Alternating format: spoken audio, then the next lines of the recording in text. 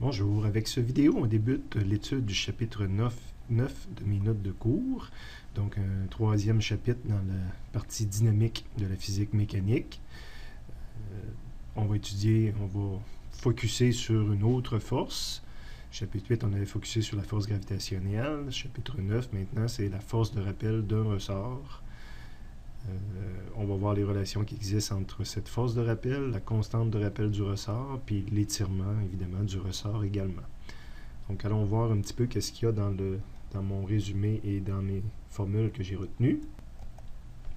La première page du résumé débute un peu par ce qu'on pourrait appeler des définitions.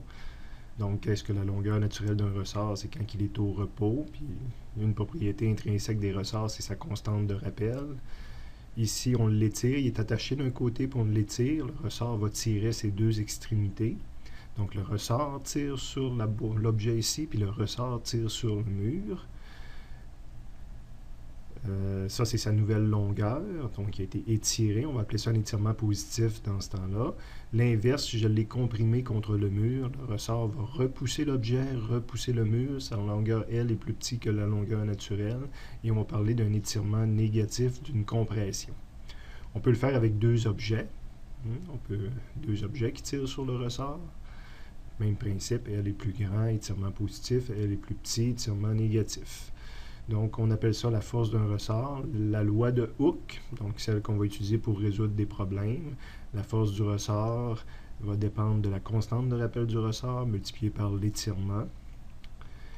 L'étirement d'un ressort est donné entre la différence entre la longueur qu'il a au repos et la longueur qu'il a un coup qu'il est étiré, comprimé, moins la longueur qu'il a au repos lorsqu'il est en naturel, lorsqu'il est à sa position naturelle, si on veut.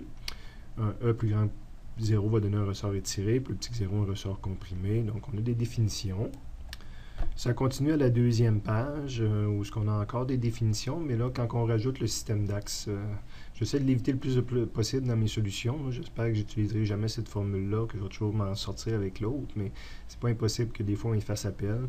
Donc, on va définir notre position X le long de l'étirement du ressort, puis l'endroit où ce que X est égal à 0, l'axe des Y, si on veut, c'est l'endroit où le ressort est à son repos.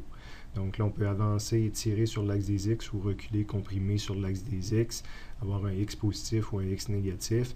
Donc celle-là, c'est quand même pas si pire, parce que je prends encore la valeur absolue, donc ça va me donner le module de la force de rappel du ressort, puis j'ai pas trop à me préoccuper de dire le sens est-tu positif ou négatif. Mais des fois, on veut vraiment la composante selon X, puis là, ça nous complique un petit peu la vie. Je ne l'ai pas mis en jaune, j'espère l'avoir jamais utilisé, donc si jamais je m'aperçois qu'on en a absolument besoin, on y reviendra, puis on peut l'exprimer sous forme vectorielle aussi.